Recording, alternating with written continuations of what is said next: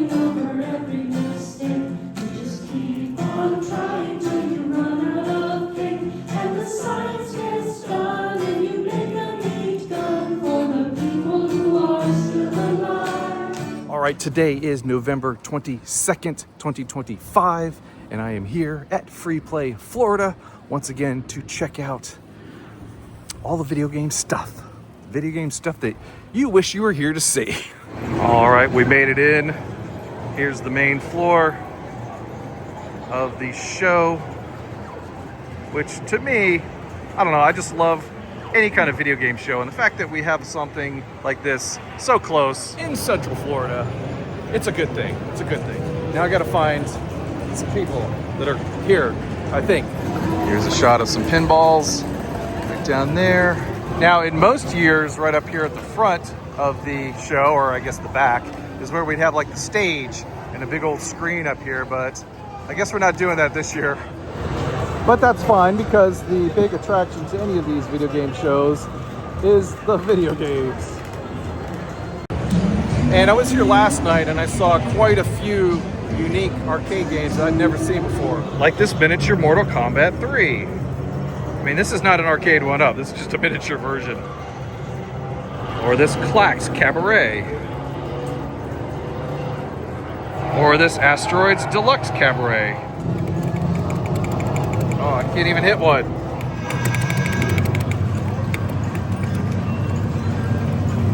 Oh, here's a 4-player Warlord sit-down cabinet. I think I played this same machine last year with Zach from Coker Culture.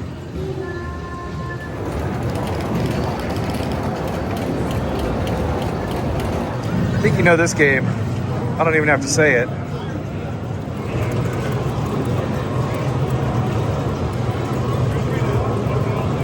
I love games where you don't have to use two hands, and Pac-Man is definitely one of them. I think I'll just take a break.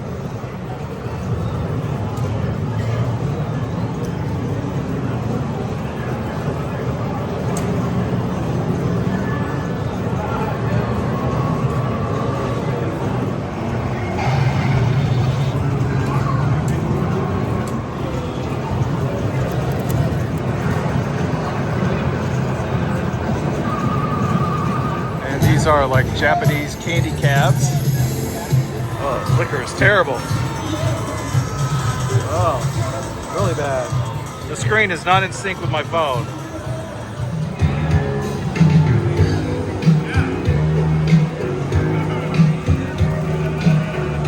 So these two cabinets are actually connected together. These guys are playing against each other.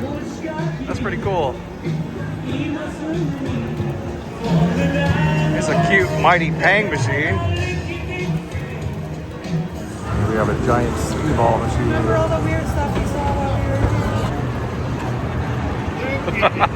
Good thing that wasn't a pool ball.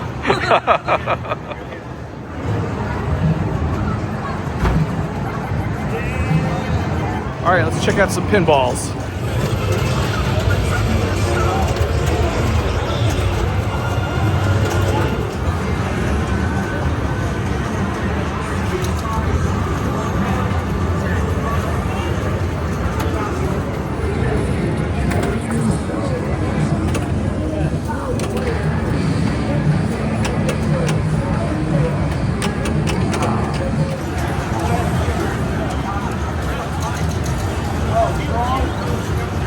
Here's a pinball called Flicker with Stan Laurel and Oliver Hardy on it.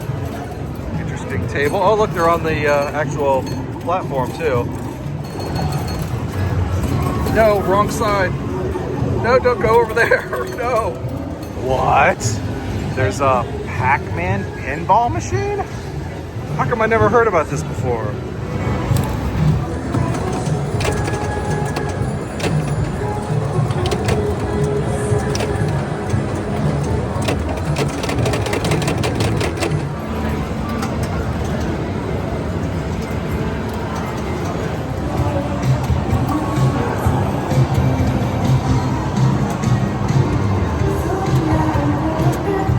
Here's one from one of my favorite movies, Independence Day.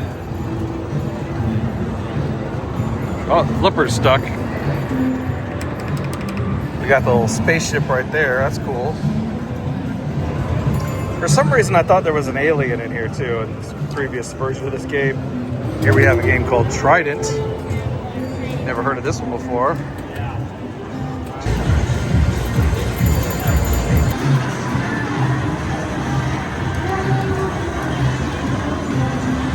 There's an Atari 2600 there playing a game called Spiders.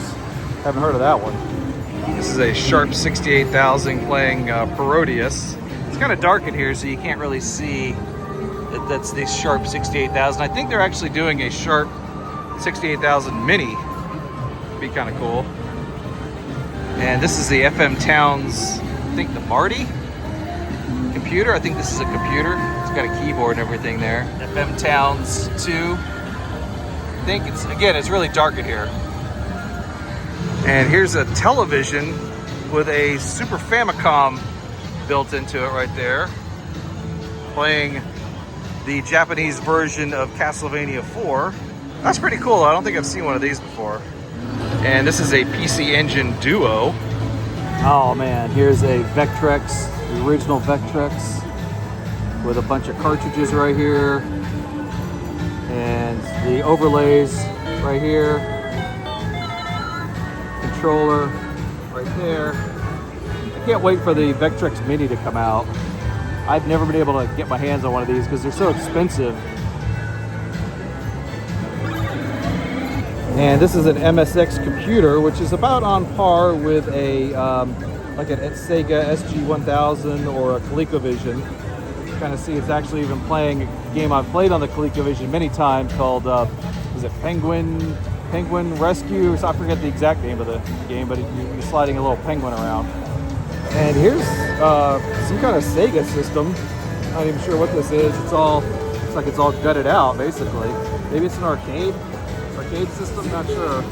But it does have this trackball here going on.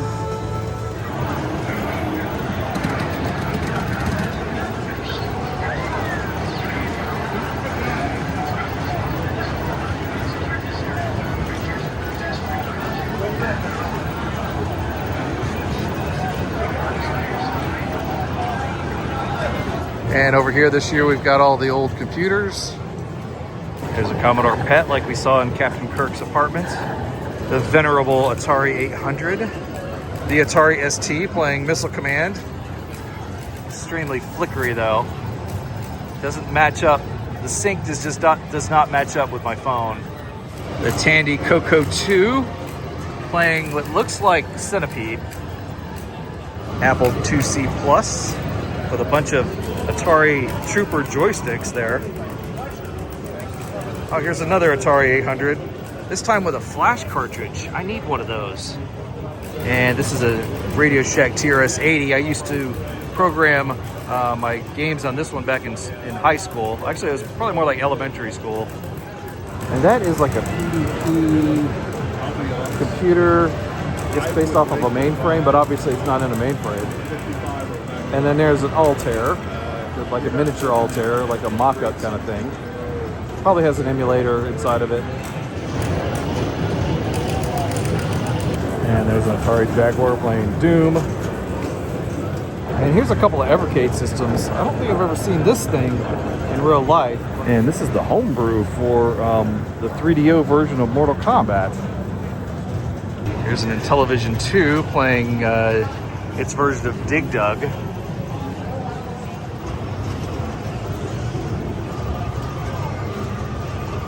Here's Odyssey 2. Now, my grandparents used to have one of these back in the day. This was like the first game system that I ever really played on, even before the 2600. Of course, that was the popular system at the time. But this is kind of my first taste of video gaming, was the Odyssey 2. This one, it looks like it's been modified to be able to use Atari joysticks. And speaking of Atari, you couldn't have a video game show without the 2600. Playing everyone's favorite game, Pac-Man. All right, let's check out some cool merch. If only I was into Pokemon and Magic the Gathering, I would be enjoying this. I'm not really a big card fan though. Although, I did get my own card a couple of years ago from Free Play. Here's some TurboGrafx 16 games right here. PlayStation 2 games. Too modern for me. Xbox over there. Here's some NES games. I can't believe I don't have Super Mario 3. Let's see if there's any other good ones in here. If you see any, let me know. Arcade's Greatest Hits, the Atari collection, and some Super Nintendo games here. Nothing really jumping out at me. Nintendo 64. Should I buy a Nintendo 64 game? I don't even have a Nintendo 64. Maybe I should just get one just to have it. Ooh, Jet Force Gemini. That one's pretty well known. 15 for that. Tetris Sphere, that was originally going to be on the Jag, but they switched it over to the Nintendo 64. 15 for that.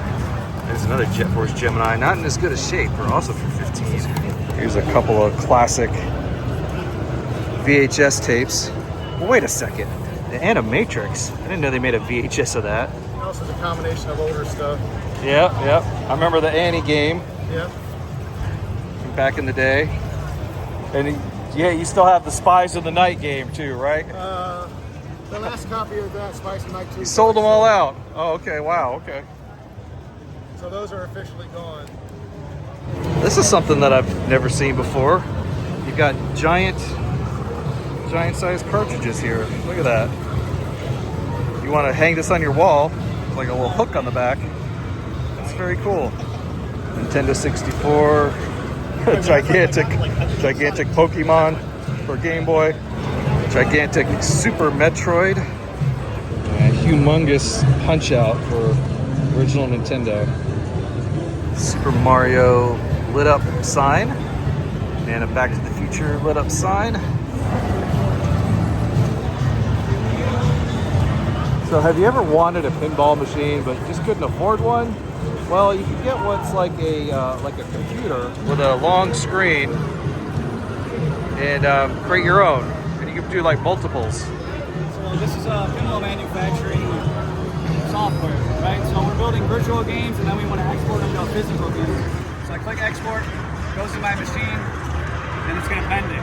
Okay. Right, yeah, I can software see. in real time. And Right. It bends it. Like you can do really dumb stuff with my software, like building a playfield within a playfield within a playfield within a playfield. So you just drag and drop components. You got BB4 flipper mats, slingshots, and all that stuff. Basically, you just want me to build it and be hands off. I'll charge you whatever that fee is for everything that you built, Right. and I'll ship it to you the next day. Awesome. That's pretty cool. Well, what's the website? So Pulaski Pinball, it's you can find me on YouTube or everywhere else.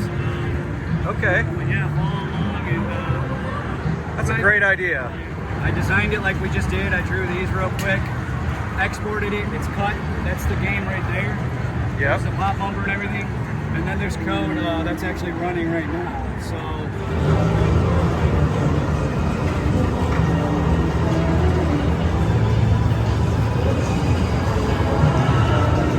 What is this, Dragon Con? Lots of cool dragons here. Here we have a Turbo Express for $550 or $640 with a screen upgrade.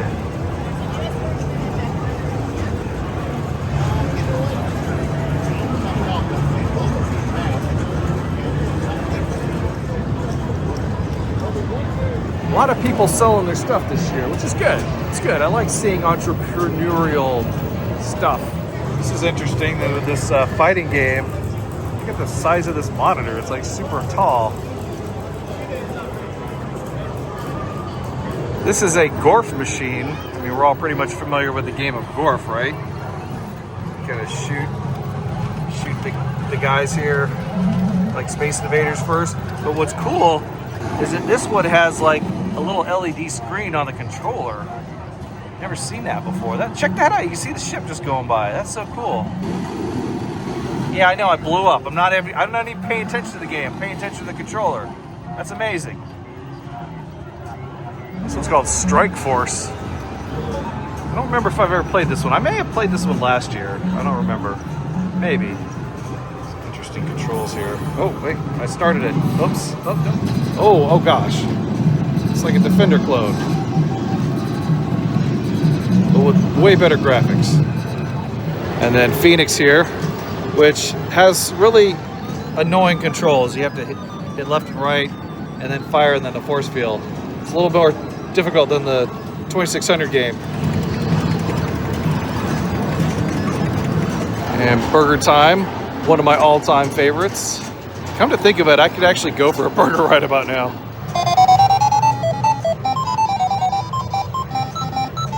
Gotta be really careful with these guys. They're extremely crafty. Oh no, I'm stuck. Oh. Here's Reactor. I have no idea how to play this game. I think you have to bounce these guys into the reactor or something. You got a trackball to control it with, and you've got a decoy button and an energy button. I don't know how to play this one. It's a weird one. Should ask Warren about this one.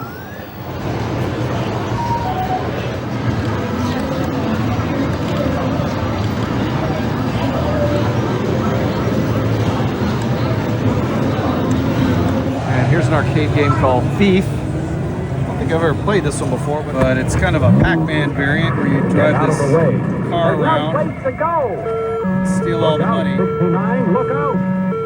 Got some pretty cool voice to it.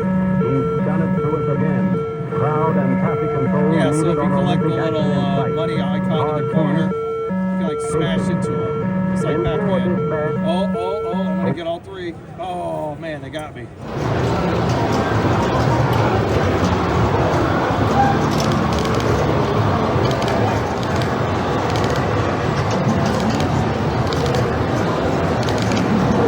I failed to save the humanoids. Well, actually I saved two of them, but then the whole world just blew up after that. Ah, looks like Audrey 2's here having some fun. The tongue even moves. It's kind of rotating there a little bit. What are you hungry for, Audrey? Here. Yeah, these are pretty cool.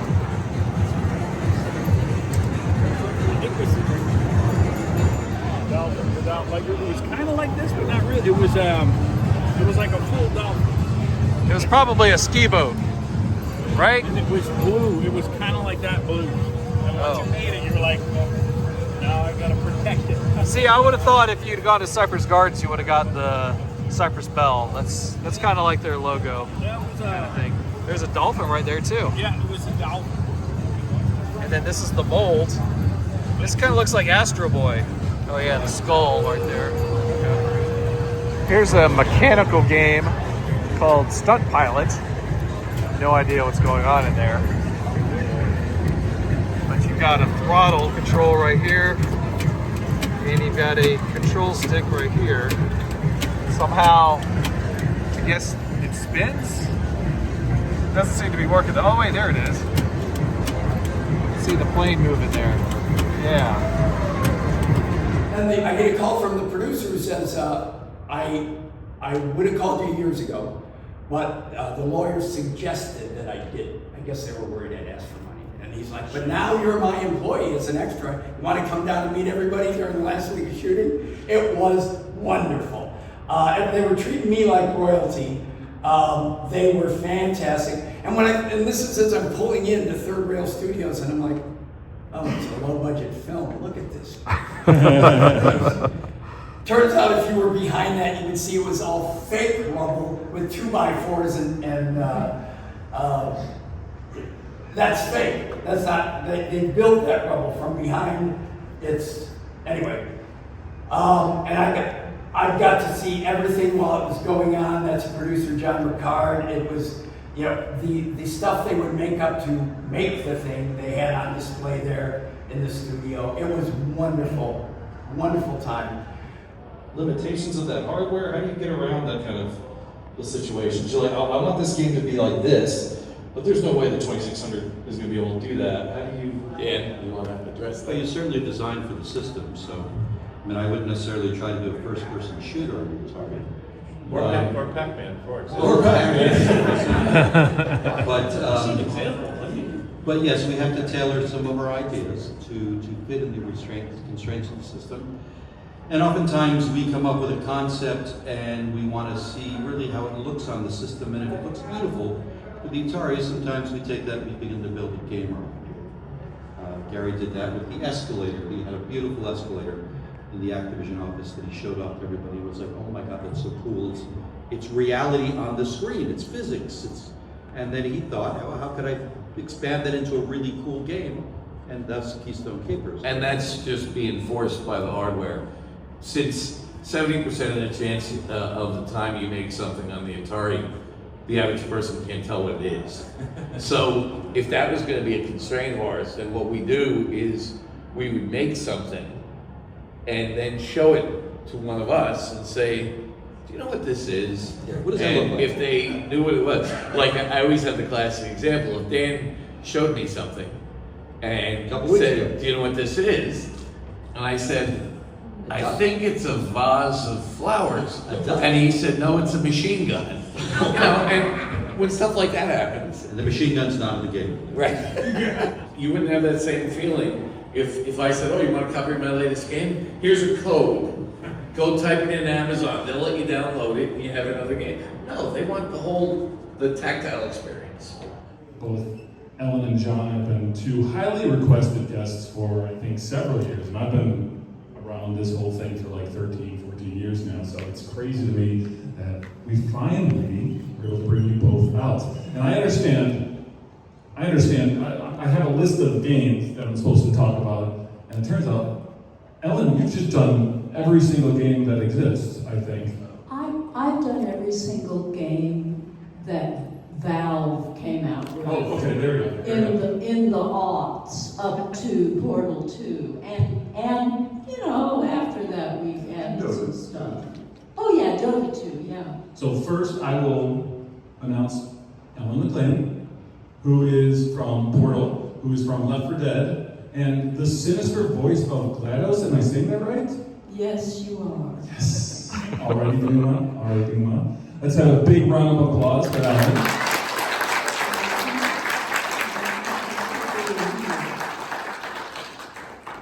All right, and let me get all the game list done. Halo 2. Well, I was in Halo ODST and Halo Reach. Those are the two Halo games. The two Halo games. Let's just so I know all the games. Halo 2, who... Ellen, you were also in Halo 2? I was in Half-Life 2. Half-Life 2. Half-Life 2. Dota 2.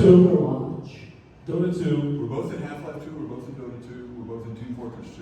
Can we get a round of applause for John Patrick Howard? So I was just going to go ahead and right from the jump, we'll just say what are some interesting behind-the-scenes happenings that happened at Valve. So, Valve is a very interesting place. It's what they call a level company. They say of all of the people that aren't your boss, Gabe Newell is the most not your boss.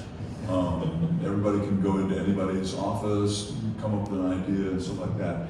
And so it's a very, very interesting place, a very creative place. I got to meet the guy who designed Gollum for Lord of the Rings. Oh wow! I got to see his original sculpture that they scanned into the computer. I was working for Half-Life 2. I'd already done 15 video games probably already. Oh wow! But a lot of them you probably have never heard of. Championship bass fishing. Any fans? I remember when I did No One Lives Forever 1, they had finally developed the software to make the character's jaw move so that they could just feed my recording into the computer. This was a triumph. I'm making a note here, huge success. It's hard to overstate my satisfaction. Amateur science. We do what we must because we can. For the good of all of us, except the ones who are dead. But there's no sense crying over every mistake. We just keep on trying.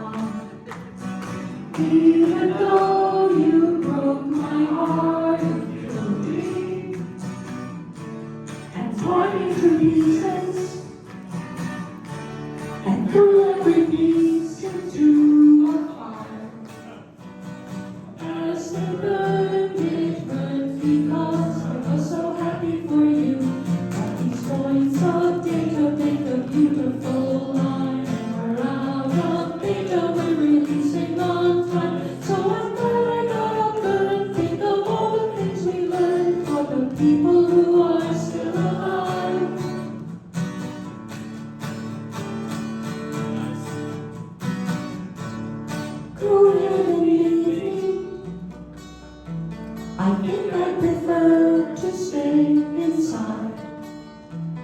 Maybe you'll find someone else to love you. Maybe Black Mesa. That was a joke, ha ha, bad chance. Anyway, this cake is great, it's so delicious and moist. Look at me still talking with their science to do. When I look out there, it makes me glad I'm not you. I've experiments to run, there is research to be done on the people who are still alive. And believe me, I am still alive. I'm doing science and I'm still alive. I feel fantastic and I'm still alive. While you're dying, I'll be still alive. And when you're dead, I will be still alive. Still alive. Still alive.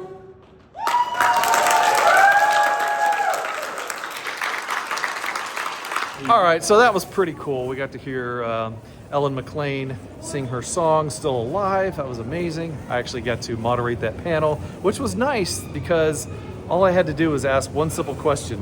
Tell us what it's like inside a valve. And John just took off. I didn't even have to ask any more questions. He just answered them all for me.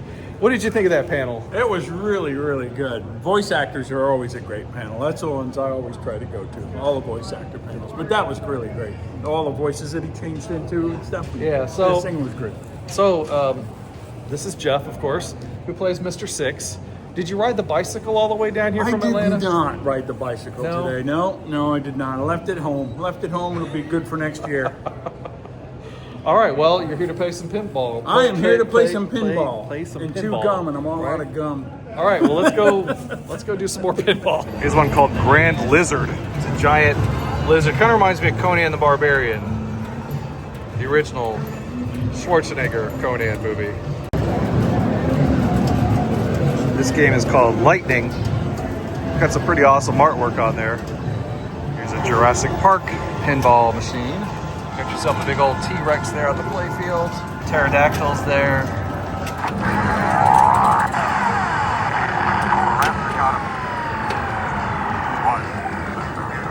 Star Wars pinball.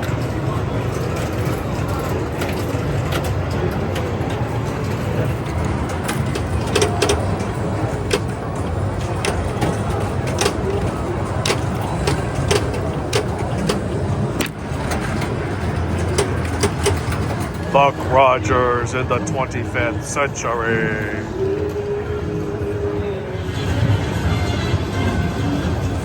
This is kind of cool. You can see the pinball machine all opened up here. And then inside we've got like all these relays and switches and all that stuff that makes it work.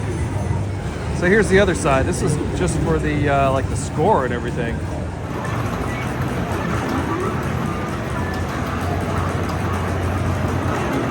And I'm excited that Ellen and John actually have a line of people to get stuff signed. That's pretty cool.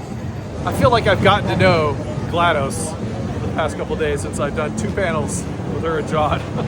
She's just the sweetest lady, really is. There's the Audacity booth with Dan Kitchen's hiding back there, Gary's right there, David Crane is right there. I really should know all these games by heart. So Jeff, you tell me that you don't really play games all that much. No. Right? Right. Okay, so let me introduce you to the Atari 2600.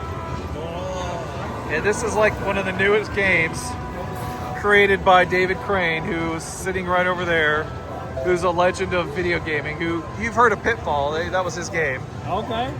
So give this one a try. Just grab that joystick right there. This one right here? Yeah. And it's going to move that? Just start, yeah. What do I got to do?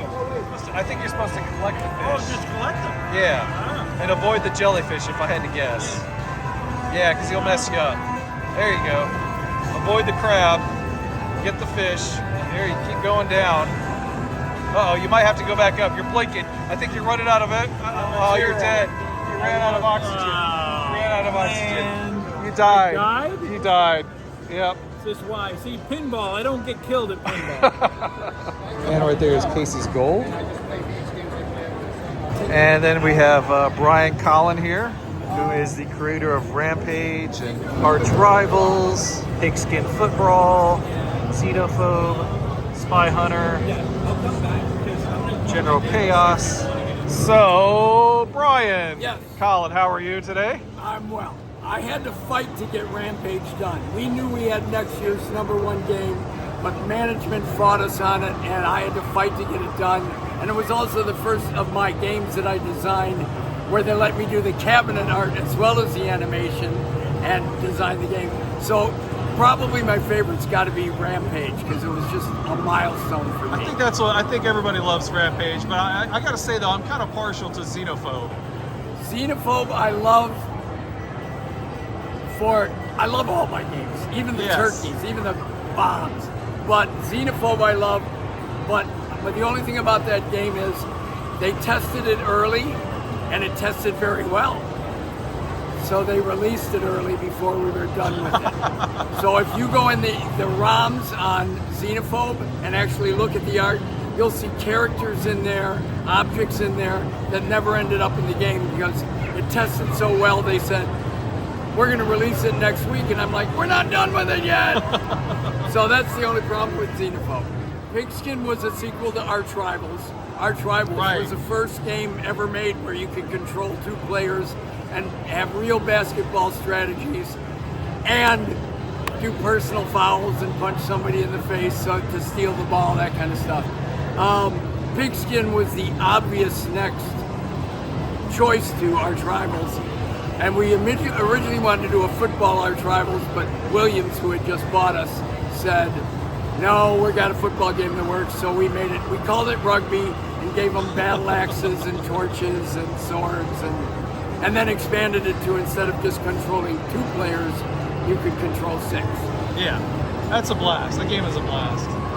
Did you work with Warren Davis on a lot of these Never worked games? with him. No? He might have. After we got bought out, Jeff and I were already working at home much of the week, so we only worked in the offices at Williams a couple of days a week because I had already built an office at home. Right. And so, no, I know Warren well now from your shows, but no, I don't. We never worked together. Right. Cool. Well, it's a pleasure meeting you. Again. So I'm here with Billy Mitchell, who is pretty well known for hot sauce. Would you say? Yes. Now I have a friend of mine who has just started his own hot sauce. Very good. What kind of advice would you give him? Unfortunately, in order to get it out to people, part of the marketing is you have to give away far more than you think you should have to in order to get it in people's hands, in order to get feedback, in order to give you a direction to go. Right. If someone thinks they're going to be a tightwad, they're never going to get off the ground. Okay. So be very generous with your hot sauce. Yes. Be very generous. Yeah. You hear that, Justin? Be generous with your hot sauce. That's what Billy Mitchell says. All right. Thanks, Billy. You're very welcome. All right. Only 2 more Garfians left. Oh, one more to go. Oh, yes, we got to the flagship. Check this out.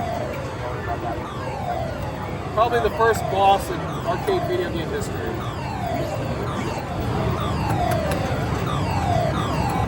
Oh, I got it. Oh, and he almost got me there at the end, too. Yes. Take that, flagship. I'm officially a space captain now. So here's a baby Pac-Man. This is kind of a rare arcade game that has video game elements to it, as well as a pinball element to it.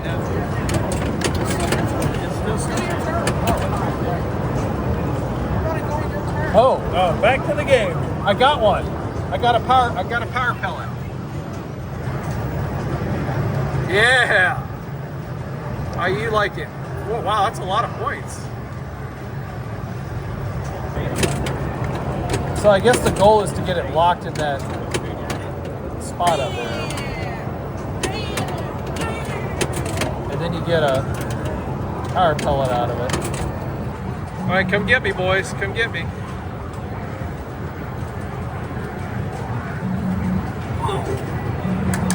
Oh, I saw he just turned around. No. All right. Either way on that one. That's it, I'm bored. All right, from Free Play, Florida, thank you for watching. Take care, and we'll see you next time. Maybe. You never know.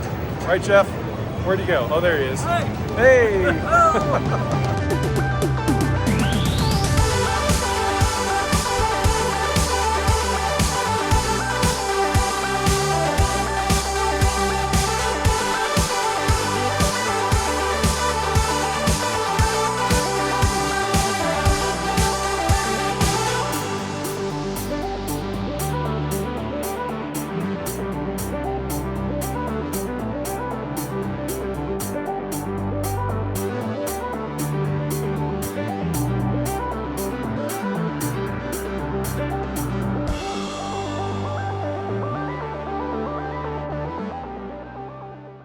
I'm back home now in the game room, and a couple of things that I got.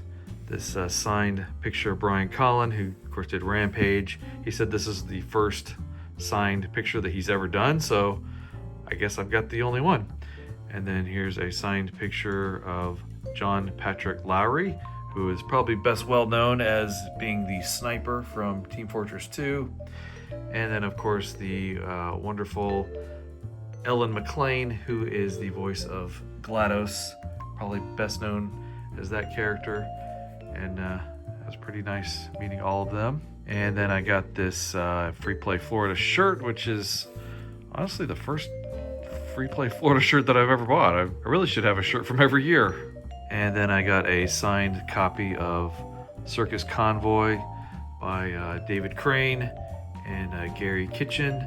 And I also had Dan Kitchen signed it down here, even though he didn't really have anything to do with this particular game. Then I also got the certificate of authenticity here. All right, well, that's gonna do it. See you next year, Free Play.